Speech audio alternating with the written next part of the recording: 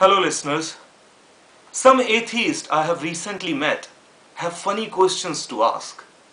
Questions which are childish and have no intellectual basis, but they think that they are intellectuals. Questions such as that if God can create everything, if God has the power over everything, can He create another God like Him?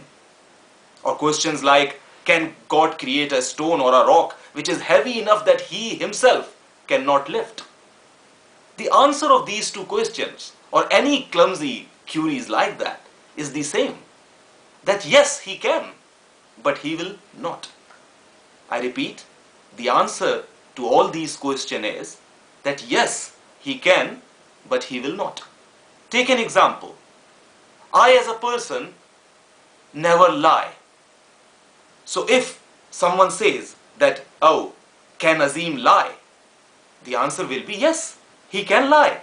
But because he is a truthful person, he will never lie. It is against my personality. It's against my persona.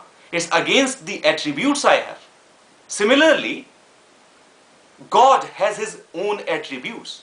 Like Quran tells us that we cannot perceive God by His appearance. We cannot comprehend God because of our intellectual limitations. But we can recognize God by His properties or by His attributes.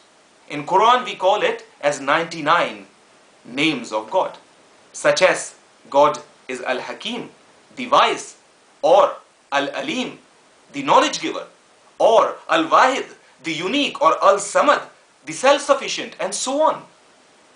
So God can do everything, but because He have His own attributes, He never go against them. So it is not the question mark on the power of God that He can do these things or not. He can, but He will not. Similarly, like I can lie, but I will not, because I am a truthful person. So this is a simple answer for these questions. I hope it all makes sense. Thank you. Thank you for watching.